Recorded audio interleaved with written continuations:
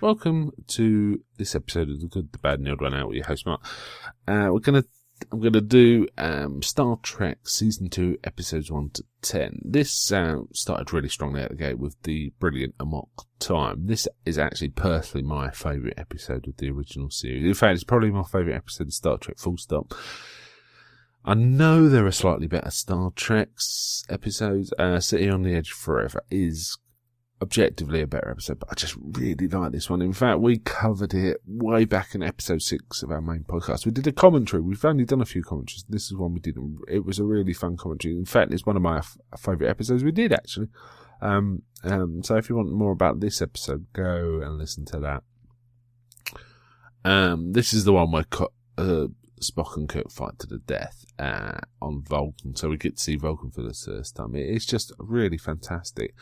The guys are giving Kirk, Bones and Spock are giving some great dialogue, and they do it really well, especially Nimoy, but all of them is really good. We also see Chekhov for the first time, and seeing the Vulcan homeworld's really cool as well.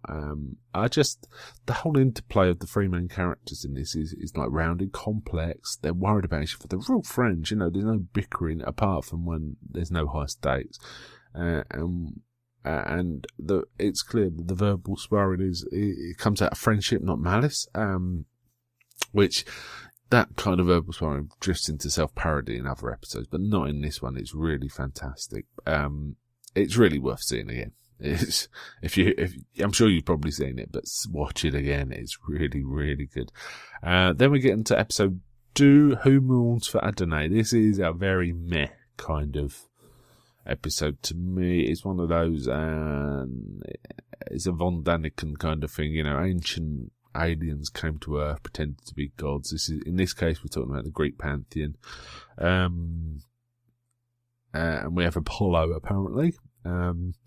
It serves as an inspiration to people like Von Daniken, but also Alien vs Predator, possibly Prometheus. It's this whole premise of an ancient race being our gods in the distant past. And it does contain the interesting premise that the god actually appears to need to be worshipped. That's what they demand. So in fact, they're properly taking on the mantle of a god. But the executionist was pretty ho-hum kind of stuff. It was good to see Chekhov again. He's got a really dodgy wig in this one. It's very funny. In the first few episodes, Chekhov was in, they gave him a wig to make his hair longer until his hair grew a bit. And Kirk was kind of fun. He wasn't taking any rubbish from this guy, this alien dude. And also, this is one where Scotty kept getting zapped for being out of line, which reminded me a lot of the Futurama pastiche episode with Welshie. What was it called? Where no man, or I can't remember what it's called, but the Futurama episode where they're definitely pastiching Star Trek. It was kind of a bit like that. I had more fun actually while I was watching it, trying to think of other things that have referenced this premise, rather than actually watch it itself, because it was kind of boring. It reminded, most recent thing that sort of had this premise was Neil Gaiman's rather good book, American Gods, but there's a few other of them, which I've already mentioned. This was a really, really distinctly, it wasn't terrible, but it was definitely ho-hum. It's my second least favourite episode watched so far. That's how I rate it. It wasn't the only episode I've seen so far that was absolutely terrible was the Alternative Factor in season 1, but this was above that. It wasn't that bad. Yeah, but I wasn't that impressed with it. Okay, that leads us on to episode 3. We are talking, give me a sec. The Changeling. Now, this is an interesting one. It's about a space probe found in deep space that's been destroying things. And it's one of 2 episodes that I think is an inspiration for Star Trek, the motion picture. This one's a more distinctly obvious inspiration for that picture because the story is almost exactly the same. It's basically a space probe that's somehow merged, crashed with an alien probe, got the program messed up, so it's seeking perfect, in inverted commas, life forms, and destroys life forms that aren't perfect, which is all of them, pretty much. But it allows the Enterprise to fire because it thinks Kirk's its creator, and it becomes overcome by the good old logical paradox trick, tell it something that's a logical paradox, and it gets confused and destroys itself. Again, this is kind of, that whole premise has been patched in Futurama, in the Christmas episode where they tried to kill the Santa bot by using logical paradoxes, but it doesn't work out. It's alright. There's some odd scenes in it, though. There's one scene where Uhura gets a mind wipe and she has to read again in her like, the Jog has kind of reading book. Seems pointless. But she only had herself to blame because she was singing just before she got her mind wiped and confused the probe and he didn't like it. We see a couple of red shirts get vaporized. And actually Scott actually gets killed in this one, but it gets repaired by the probe. So, I actually missed Chekhov in this one. I wanted to see him here. I was posting on a website about Star Trek, and someone mentioned that they think that all Chekhov does is troll about Russia. And now I've heard that phrase. That's all I ever see when I'm watching for Chekhov. But it entertains me enormously, so I'm fine with that. I just think it's really funny because all he goes on about is make references to Russia. It's kind of funny. Next episode was actually a pretty darn good one. Mirror Mirror. This is the one where there's a parallel universe of an evil empire, where officers rise in the ranks by sort of assassination and so on. It's the one with the bearded Spock. And also, notably, Uhura in a two-piece, which is kind of, she looks really beautiful. Spock looks very cool in this beard, even though it's a slightly dodgy, you can see it's stuck on. A lot of fun. Again, replaying another old premise, Star Trek, well, we think it's old, but they've replaying one that's already been done, which is a transporter malfunction, which was one of the, plot drivers in one of my other quite favourite episodes, The Enemy Within. But basically, Kirk, McCoy, and Scotty and Uhura appear in a mirror universe, where the Peaceful Federation's been replaced by this fascist, violent empire. The bearded Spock gives it away quite quickly. We have a cowardly Chekhov, he's kind of a real rat. And a murderous Sulu, which is kind of cool. And as I say, Uhura in a two-piece. And she doesn't take any crap. She actually pulls a knife out on Sulu at one point, and threatens him, which is kind of cool. And she means it. I do like this particular universe of backstabbers, murderous ambition, and this whole premise. And I think it's kind of interesting that I would have loved to have them revisited this at some point. It would have been a great premise for one of the films for the original crew to go back to have to fight the evil Kirk and the bearded Spock. That would have been really, really fun. There's also a really funny fight where we see the bearded Spock fighting with Kirk, but instead of punching him, he opens the hand, slaps him. Is that tough? It's what a fight. And at the end, they have the comedy sort of dialogue, having a go at Spock, but he really puts them down. He's very funny. It would, if Star Trek V had been about confronting this version of the universe instead of finding God, it would have been so cool. Yeah, I like this one. This was good. It's not a classic, but it's, let me think, it's up there. I'd say very good. It's just below classic status, really.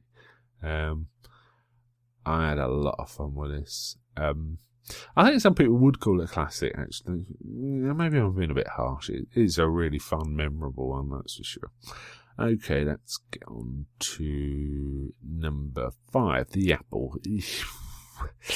Right, this is the one with a humanoid race, kind of reddish coloured skin with big white wigs.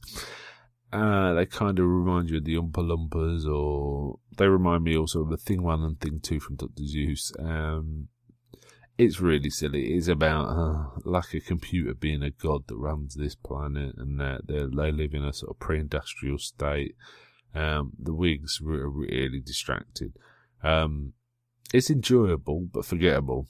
And again, using a premise already explored of like when a computer runs things, you end up with a sterile, unprogressive society. And we get some nice little digs at Spock for looking a bit satanic right near the end. And Chekhov's doing his Russian trolling where he asserts that the Garden of Eden is based in Mother Russia, just outside Moscow. And actually, Chekhov actually gets the beautiful woman in the landing crew, so he's out clicking Kurt, which is kind of fun. Oh, and a few red shirts die, but of course they do. And there's a crewman that I'd never noticed before, but reading up of it, he's in a lot of episodes, but it's just not very distinct. It's actually English. And apparently he's in all 3 seasons, checking out the IMDb on him. But he's one of those characters that doesn't make much... He doesn't have much dialogue, he's more a background character, but he is around. This was, as I say, just about decent. It wasn't as boring as Who Mourns for Adonai. There was some fun stuff in it, and the dodgy wigs were really something. Right. Oh, and there was some dodgy Kurt fighting in this too, where he's doing rolls into people and things like that. Okay, episode 6, The Doomsday Machine. This is one of the other ones that I think influenced Star Trek The Motion Picture, not as strongly as the one already mentioned, but there's some good visuals in this, especially even in the original version. I think it wasn't bad, but in the new remaster ones, it looks really, really quite spectacular. Now, the episode doesn't start off great. There's a lot of techno babble when you think, oh Lord, he's doing the next gen thing of throwing in techno babble rather than real dialogue and drama. But after that first 15 minutes, it settles down to something a lot better, actually. Its primary thing is dealing with this massive death machine. But there's also a senior officer who's on a vengeance spree, so we get a bit of an Ahab vibe, which is kind of cool. We saw that kind of in Star Trek Wrath of the Khan too. It is also interesting that the senior officer who's gone off the rails a bit is Matt Decker. Decker was the name of the officer who's significant in Star Trek The Motion Picture. I didn't know IMDb it. There might be there might be relatives or something, but it was interesting to hear that name again. Apart from the flaws in the first hour, which I mentioned, the techno babble, this is a decent enough episode. There was no Uhura in this one. I don't know. It was this like a prim sort of white lady, and it was like, it just didn't feel right. We want our Uhura in that part of the deck. It just feels odd, to me. But I thought Decker, his whole premise, and him doing it, sacrificing himself for the greater good, actually, it kind of works really well. There's some good Scotty stuff in this, and actually, James Doohan says this is his favourite episode, which is interesting to know.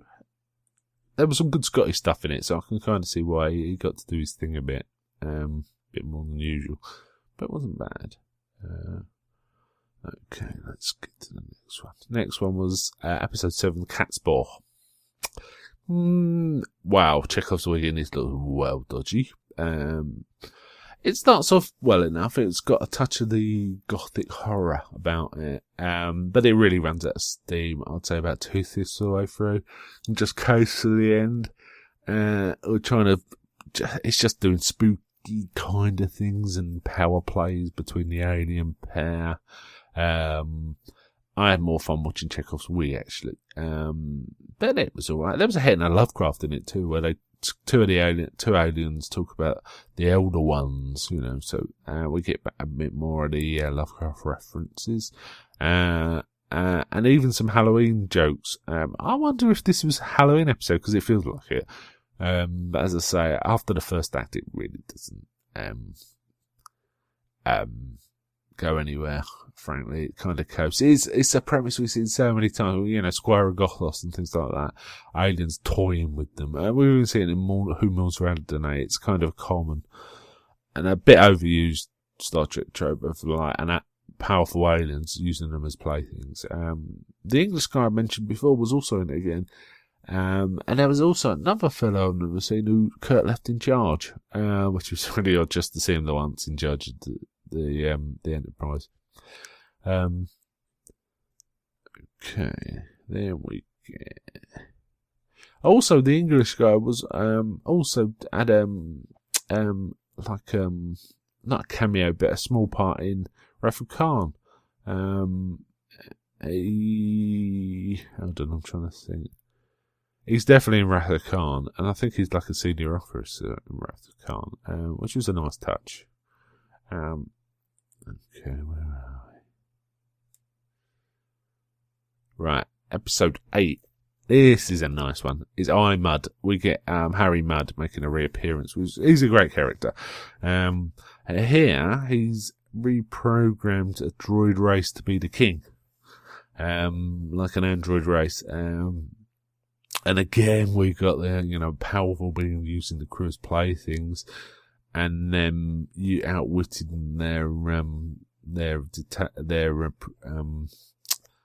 these powerful things by using logical paradoxes. So loads of Star Trek tropes sort of merging in this one, but it's good fun.